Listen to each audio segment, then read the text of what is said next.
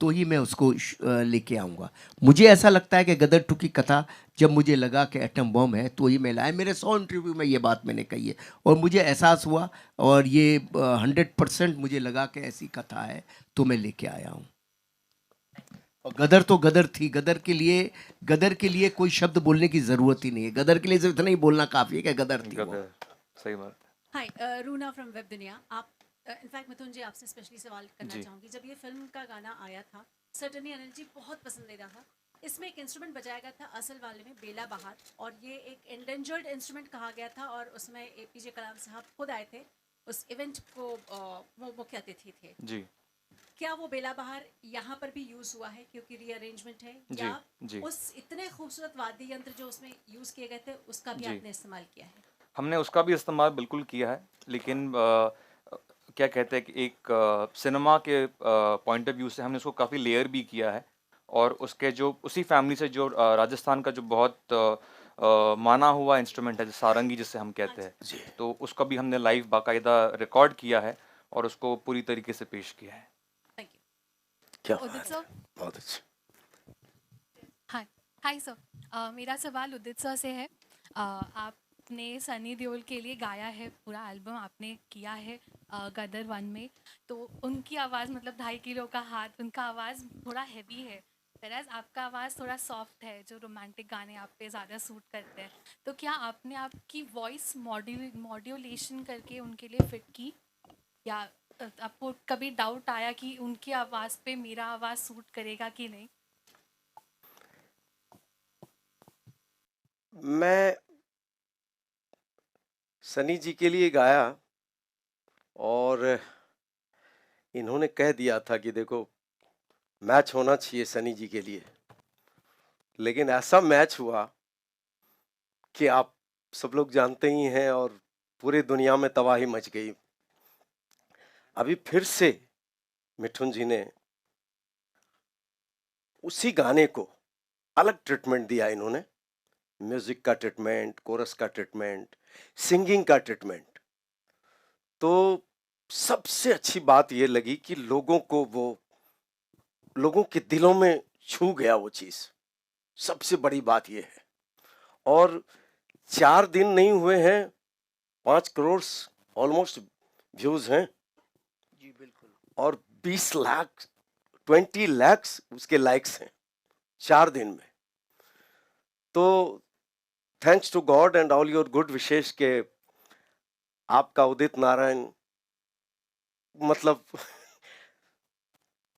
Singing almost 43 years.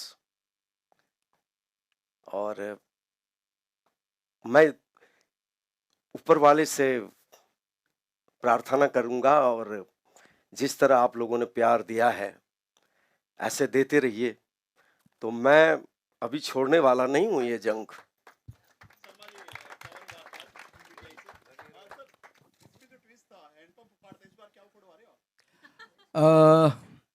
ये पर्दे पर ही देखो तो ज्यादा बेटर है। सारे चीजें आप यहाँ क्यों खोलना चाहते हो? पर्दे के लिए तो रखो ना।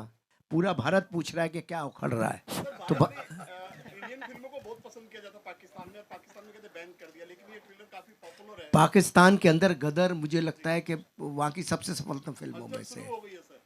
नहीं, हलचल क्या, वहाँ भी लोग बहुत पसंद कर रहे हैं। जी। और पाकिस्तान के लोग गदर को, पहली गदर को भी बहुत प्यार किया और दूसरे गदर के टीजर को भी बहुत पसंद कर रहे हैं। यूट्यूब पे देखो कितने पाकिस्तानियों के अच्छे अच्छे कमेंट्स हैं। वो भी सेंसिबल है, समझदार है, सिनेमा है, चलता है सब। कैसे रिश्तों में नजदीकी आएंगी पाकिस्तान इंडिया की? देखिए, फिल्में इसीलिए बनती है ताकि रिश्ते मजबूत हो सकें। पिछली गदर में भी हमने यही कहा था कि मोहब्बतों से ही सारी दुनिया चलती है, मोहब्बतों के बिना कुछ नहीं चलता। और और इसके अलावा हम और कह भी क्या सकते हैं? हम तो कह ही सकते हैं बात अपनी। इसमें भी हमने कुछ कहा है और लेकिन सामने लोग सुनते भी हैं। ऐसा नहीं है कि पाकिस्तान के आवाम तो सुनती ही है। बाकी मैं सियासियों के बारे में बात नहीं कर सकता। तो सियासतदान ऐसे भी है जो सुनते भी हैं, दोनों तरफ। अनिल जी, अच्छा 22 साल के बाद आपने हीरो हीरोइन मतलब सनी देओल और अमीषा पटेल की वही केमिस्ट्री दोबारा मतलब जीवित की है। तो ऐसा लगता नहीं कि इतने साल हो गए, तो उसका राज क्या है? उसका कोई राज नहीं है। दोनों के दिल में, सनी और अमीषा दोनों के दिल में तारा सिंह और साकीना बसा हुआ था, और दोनों ने इतनी अच्छी परफॉर्मेंस की है कि वो उसकी जो है उसकी जिम्मेदारी उन दोनों की है। उन्होंने इतना अच्छा काम किया है, उसके लिए मैं उन दोनों को ही, आपको और सबको धन्यवाद देना चाहिए। उन दोनों का ही गुण है कि वो उस करेक्टर को फिर से उसी तरह से निभा पाए हैं। So I am thankful to them and they have done the magic, not me. उसके बारे में बताइए कि उनका क्या कैरेक्टर है और किस तरह से उनको फिल्म में आपने पोर्ट्रे किया है। सब कुछ आज ही जानना चाहते हैं? अच्छी बात है ना, पिक्चर तारा सिंह को तो हावी होना ही चाहिए ना। तारा सिंह, वो तो बच्चा है, अभी बालक है, अभी शुरू जिंदगी जर्नी शुरू कर रहा है, वाह वाह, यात्रा शुरू कर रहा है। उसके पास करने दीजिए उसको यात्रा, उसके कंधों पे इतना बोझा हम क्यों डालें? क्या बात। इसके बाद उनकी सेकंड बड़ी फिल्म आ रही है और हाँ, अच्छी बात है। तो जीनियस में लोगों ने, आप सब ने पसंद किया उसे, अब इसमें भी पसंद करेंगे। धीरे धीरे खोलेंगे, इतनी क्या जल्दी है। आज ही सारे खेल खोल दे। अनिल जी हियर, अनिल जी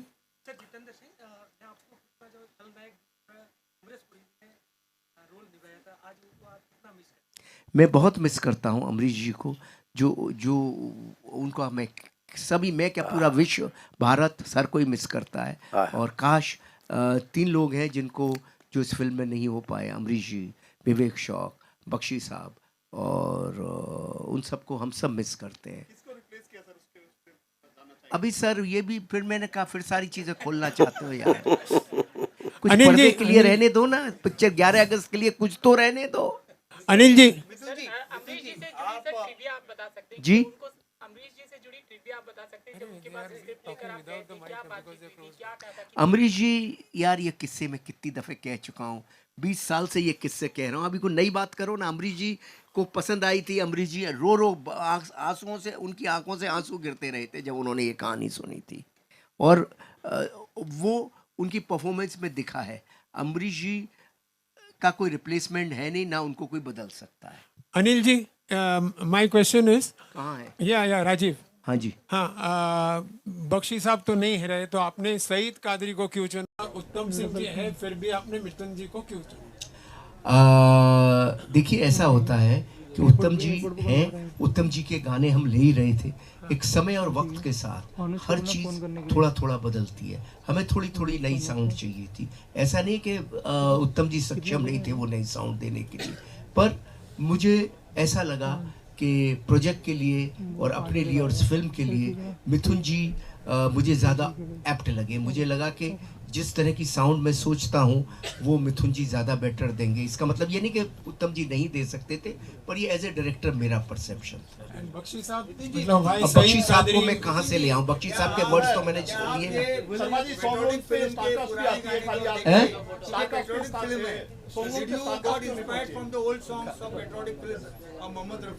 क्या बोल रहे हैं आप? मिथुन जी से पूछ हाँ, पूछिए। क्योंकि ये पेट्रियोटिक फिल्म है, did you inspired from the old patriotic songs of Indian film industry? How you made this new songs?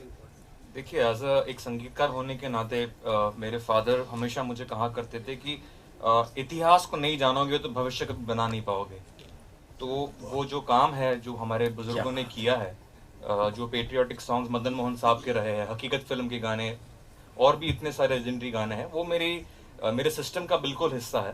लेकिन जैसे आपने कहा कि एक आर्टिस्ट जो है वो अपनी नज़र से दुनिया को देखता है, तो जब मैंने गदर 2 का नरेशन लिया, अनिल जी ने मुझे बाकायदा डिनर पे बुलाया था और उन्होंने मुझे 2 घंटे का नरेशन दिया, और उस वक्त मैं बड़ा मुतासिर हुआ क्योंकि मैंने देखा कि इतना काम करने के बाद, इतना अचीव करने के बाद भी जो पैशन इनके अंदर मैंने देखा, आप लोग को जान के बहुत खुशी होगी कि इस जीवन के इस स्तर पर होकर भी वो इतने इंटीमेटली इन्वॉल्व थे नरेशन में, और बाकायदा नरेट करते करते इनकी आंखों से आंसू आ गए थे और हमें एक 10 मिनट का ब्रेक लेना पड़ा। मैं इन चीज़ों से बहुत मुतासर हुआ, इस पूरी घटना से मुतासर हुआ, और फिर जो वो कहानी है जिसमें देशभक्ति कहीं ना कहीं उसके हृदय में बहुत गहरी तरीके से उतरी हुई है, उसको मैंने अपने तरीके से और अपने पॉइंट ऑफ व्यू से गानों में एक्सप्रेस किया है। तो I think that answers the question. I hope. Hi. Udit ji, to your left corner, please. Sorry to interrupt. Only last 2 questions we are taking after this. Please, can I? Sir, yeah, you can take it. Udit ji, Mayur here from Beyond Bollywood. सबसे पहले तो आप सभी को बधाई, बहुत प्यारा गाना है, मतलब ऐसा लग रहा है कि मैं फिर से 21 साल का हो गया हूँ, लेकिन फिर भी ये नया गाना एक वैसा एहसास देता है।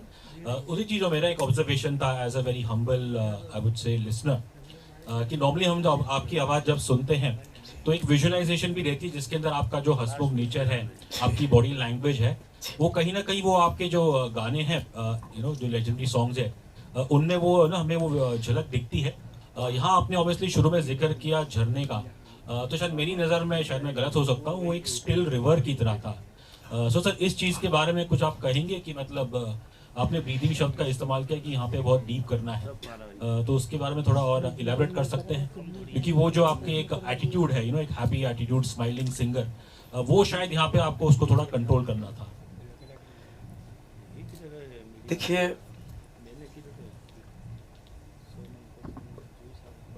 काम जो है, आप कितना भी काम कर लीजिए लाइफ में, लेकिन जिसको हम वर्कहोलिक बोलते हैं, वो जिसको काम करना है वो काम को छोड़ता नहीं है और वो लगा रहता है। तो बीइंग ए फार्मर सन, मतलब एक किसान का बेटा होते हुए एक ड्रीम थी कि मुझे सिंगर बनना है, तो बहुत मैंने सेक्रीफाइस किया लाइफ में, तपस्या की है। ये भी एक तपस्या ही है कि आज 22 साल के बाद भी एक यंग म्यूज़िक डायरेक्टर मुझसे गाना गवा रहे हैं और वो खुश होते हैं, तो ऊपर वाला ये कहता है कि उदित नारायण, अभी भी जर्नी बाकी है तुम्हारा, तो अच्छा काम अगर करें लाइफ में तो आप सब लोग अप्रिशिएट करेंगे ही। तो म्यूजिक एक ऐसी चीज है, ये तो एक अथाह सागर है। बड़े बड़े गुणीजन बोलते हैं कि एक जन्म क्या 7 जन्म भी कम है म्यूजिक संगीत के लिए, ये सही। लता जी का भी आशीर्वाद उतना ही मुझे मिला, हमेशा मुझे उन्होंने आशीर्वाद और प्यार दिया, बोले उदित नारायण छोड़ना मत, लगे रहना, कुछ है जो मैं तुम्हें आशीर्वाद दे रही हूं। तो ये सब कई बातें हैं। और आज देखिए, मैं इतने सालों से लगा हुआ हूं और ये चलता रहेगा, ये सिलसिला क़यामत से क़यामत तक। जी मैं जब मैं आपका ये गदर 2 का गाना मैंने पहली बार देखा, तो मैंने तानसेन जी को हिस्ट्री में पढ़ा है, सुना है, लेकिन आज बता रहा हूं, उस सनी जी जिस तरह से वो सारंगी लेके बैठते हैं और एक्सप्रेशन देते हैं, और अमीषा जी का एक्सप्रेशन में देखा तो लगा कि सनी देओल जी तानसेन के रूप में मुझे नजर आया। ये सही है। और आज एक म्यूजिक डायरेक्टर ने इतना मतलब मैं बयान नहीं कर सकता हूं कि मैं सोच में था कि मैं कर पाऊंगा कि नहीं, लेकिन कम आउट सो वेल। और लोगों ने too good always, you are too good always. यहाँ पर एक सवाल पूछना चाहूंगी। All right, the last question, please. Yeah. Good afternoon. My question. I think I would like to answer that. Yeah. जो उन्होंने can you guys hear me? Yeah. Mike, please. ये answer मैंने आपके लिए रखा था, इसलिए मैं हेलो चेक। एक इम्पॉर्टेंट मुद्दा है कि बहुत अच्छी बात उन्होंने पूछी कि उदित जी का जो प्रोजेक्शन जाना जाता है, क्योंकि देखिए ये गाना जो है जब रिलीज हुआ था मैं 10वीं कक्षा में था, और उस टाइम पे जिस आर्टिस्ट ने उसको गाया है, उसको 22 सालों तक जिया है, इतने कॉन्सर्ट्स में परफॉर्म किया है, it's part of his muscle memory.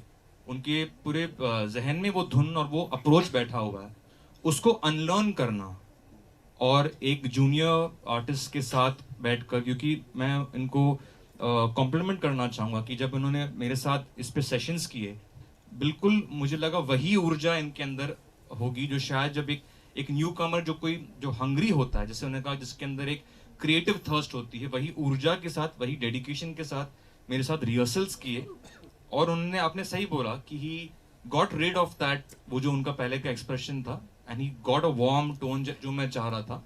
तो उसको एक्सेप्ट करना, उसके लिए I think you have to be a real artist. And Udit ji, I really want to thank you. अरे थैंक्स टू यू। क्या बात है। क्योंकि डिफिकल्ट बात है ये जो बोल रहे हैं कि अनलर्न करके दोबारा करना आसान नहीं है। बहुत सलाम है आपको। और आपने देखा होगा कि पूरे लाइन एक एक सांस में इन्होंने गवाया। आप जैसे उड़ जा काले कावा तेरे मुंह बिच खंड पावा, पहले की उड़ जा काले कावा तेरे मुंह बिच खंड पावा। अब देखो मेरा अभी भी सांस नहीं पहुंचता, लेकिन इन्होंने गवाया। बोले आपके लिए चैलेंज है और गा दो तो मजा आ जाएगा। हमने कोशिश किया है और लोग इतने पसंद किए हैं तो आप लोगों के सामने है। और मैं क्या बताऊं, जितनी भी तारीफ किया जाए, थैंक्स टू मीडिया कि आप सब लोगों ने इतने सालों से इतना प्यार हम सबको दिया है और जब तक रहेंगे देते रहिएगा। थैंक्स टू जीत जिन्होंने ये फिल्म बनाए, और ऑफ कोर्स अनिल जी तो कैप्टन ऑफ द शिप है। तो क्या आपने एक एक सीन क्या लिया होगा आपने, एक ही झलक में मुझे पता चल गया, लोगों को पता चल गया कि क्या खूबसूरत लग रहा है मामला।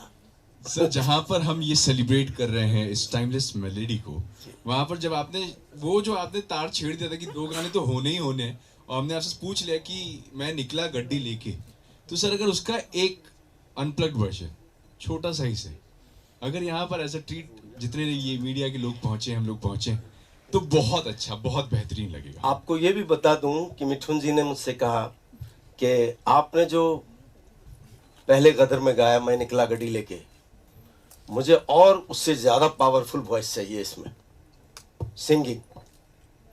तो मैंने कहा कि इतना पावर मेरे पास तो है नहीं, अभी मैं 22 साल यहाँ आ चुका हूं।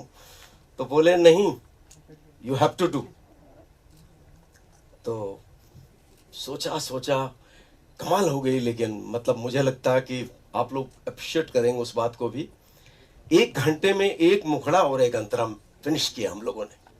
फिर इन्होंने कहा कि चाय पीते हैं, आधा घंटा रेस्ट करते हैं, फिर सेकंड अंतरा लेंगे। और सेकंड अंतरे में मुझे 1 घंटे लग गए, मतलब 45 to 1 आवर्स। तो क्या तगड़ा मेहनत किया है मैंने उसके लिए। तो ट्रीटमेंट भी बहुत तगड़ा है। मैंने इनको कहा कि जो आप मुझे सुनाए हैं म्यूजिक, वो उसमें आप कंजूसी मत करना, ये रखना। वॉइस इतना आपने पावरफुल वॉइस लिया है, इतना मेरे से आपने मेहनत करवाया है, तो म्यूजिक भी यही रहना चाहिए, मतलब उसको साथ साथ मिलाइए। तो बोले यही रहेगा। तो मैं आप लोगों को सुना दे। मैं निकला ओ गड्डी लेके, मैं निकला ओ गड्डी लेके, और रस्ते पर ओ सड़क में एक मोड़ आया, मैं इत्थे दिल छोड़ आया। रब जाने कब गुजरा अमृतसर, हो कब जाने लाहौर आया, मैं इत्थे दिल छोड़ आया। क्या बात है। फिलहाल गदर 2 के सारे गाने आपको अगर सुनना है तो फीवर 104 FM पर आ जाना, सुना दूंगा बॉस। फिलहाल सर, आप इतनी उम्दा फिल्म लेकर आ रहे हैं। मिथुन देखिए, आपने तो कह दिया कि मैं उस गाने के बारे में अभी कुछ ज्यादा बात नहीं करूंगा, एक छोटी सी ट्रिविया दूंगा। प्लीज जाते जाते वो एक ट्रिविया दे के ही चली जाइए कि वो कौन सा गाना है जो आने से पहले इतना हल्ला मचा दिया है कि लोग हमें कॉल करके पूछ रहे हैं हमारे स्टेशन पे कि यार ये 2 गाने तो हमें चाहिए ही चाहिए। एक तो मैं निकला गड्डी लेके, दूसरा अरिजीत सिंह के साथ वो गाना कौन सा, नाम तक नहीं पता हम लोग को। थोड़ी सी ट्रिविया दीजिए उसके बारे में। तो वो गाना, उसकी खास बात ये है कि सारे गाने जो है वो मुंबई में जब अनिल जी थे, हमने तब कंपोज हुए और रिकॉर्ड हुए। ये वो एक ही गाना है जो अनिल जी को मैं टाइम से डिलीवर नहीं कर पाया, और वो उनका शेड्यूल था, वो निकल गए थे शूट करने के लिए, और काफ़ी चिंतित भी थे वो एज अ मेकर कि गाना मिला नहीं है, शूट करना है। तो मैंने उनसे कहा कि अनिल जी आप विश्वास कीजिए, और वो विश्वास करते हुए बिना गाने लिए वो शूट पर चले गए। और फिर मैंने बाद में उनको गाना भेजा, और अकॉर्डिंग टू अनिल जी उनको लगता है कि जो गाना उनके गैर मौजूदगी में रिकॉर्ड हुआ, उनको लगता है कि वो एल्बम का बेस्ट गाना बन गया। क्या बात है, वाह वाह। एंड द सॉन्ग इज, उसको लिखा है सईद कादरी साहब ने, गाया है हमारे अरिजीत सिंह ने, और गाने का नाम थोड़ा सा नहीं, उसके लिए हम देखिए आज अनिल जी ने कहा ना आज ही सब कुछ नहीं हम रिवील करेंगे, लेकिन गाने का नाम है Dil Jhoom. So wow, let's wait for it. Dil Jhoom, तो फिर ठीक है। आपने प्रॉमिस किया, हमने प्रॉमिस किया कि हम एक कॉन्सर्ट करने वाले हैं गदर का, सारे गानों का, तो आप लोग जरूर प्लीज उसमें आइए। और सिर्फ मैं नहीं, उदित जी, हमारे बाकी के सारे सिंगर्स, अलका जी को भी मैं आज मिस कर रहा, वो आ ना पाई किसी रीजन से, लेकिन उनकी आवाज भी उतनी ही खूबसूरत है जो ओरिजिनल में थी। और मुझे लगता है कि उत्तम जी, आनंद बख्शी, उदित नारायण और अलका जी के बिना I could not have recreated और रीअरेंज्ड उड़जा काले कावा। क्लोजिंग आपके गाने से करते हैं सर, एक लाइन जी। कौन सा गाना? कोई भी, एक गदर। आप दोनों के साथ अगर उड़जा काले कावा हो जाए, क्योंकि हम इस टाइमलेस मेलोडी को सेलिब्रेट कर रहे हैं। इनका डिमांड है कि आप एक लाइन वो सुना दे। और अच्छा, एक बात आपसे कहना है, आप तो मुझे बोल रहे हैं मीडिया के सामने, सब सामने, कि भाई इतना माल कमा रहे हो, मुझे क्या दोगे? अभी ये पिक्चर 5,000 करोड़ का बिजनेस करेगी तो हमारा क्या होगा उसमें? जो आप मेरे साथ करोगे, आपके साथ मैं करूंगा। जो आपने 22 सालों में मेरे साथ किया, 22 साल तक मैं आपके साथ यही करता रहूंगा। थैंक यू सो मच, क्या बात है। तो थैंक यू सो मच इस खूबसूरत से सफर। सॉरी, मैं 1 मिनट और लूंगा। और मिठुन जी से भी आप प्रॉमिस करवाओ कि अभी आगे की जो फिल्में होंगी, एक आध इनके अपने कंपोजिशन का भी गाना मुझे मिलना चाहिए। ये तो एक्चुअली जो रिस्पांस उदित जी की आवाज को मिला है पूरी दुनिया से, ये प्रॉमिस अभी उल्टा बनता है। उदित जी, आप मुझे ऑन रिकॉर्ड प्रॉमिस कीजिए कि मेरी अगली फिल्म में मेरा ओरिजिनल गाना आप गाएंगे। Thank you so much. इतनी खूबसूरत से सफर को जो हम तय कर रहे हैं, जहां पर कस्में, वादे सब चल रहे हैं साथ में। और सबसे पहले तो एक बार फिर से आप तीनों लोगों को तहे दिल से शुक्रिया कि 11 अगस्त का जो हमारा ये इंतजार है, इसको और इतना बड़ा बना दिया आप लोगों ने कि अब और ये दिल मांगे मोर वाला सीन हो रहा है। लेकिन गदर 2 जैसी इस खूबसूरत सी कहानी के लिए और इतने बेहतरीन टाइमलेस मेलोडी के लिए बहुत बहुत शुक्रिया मिथुन आपका, अनिल सर आपका, एंड उदित सर आपका तहे दिल से बहुत बहुत और शुक्रिया। मेरा Thank भी you so मीडिया much. को और आप सबको बहुत बहुत धन्यवाद। और इस लम्हे में मैं आनंद बख्शी साहब को बहुत मिस कर रहा हूँ, और उत्तम जी को बहुत बहुत धन्यवाद कि उन्होंने ऐसी टाइमलेस मेलोडी मुझे दी। और अमरीश जी और विवेक शौक दोनों नहीं हैं। I feel very sad. चलिए जी, नमस्कार, बहुत बहुत धन्यवाद आप लोगों के आने का। अब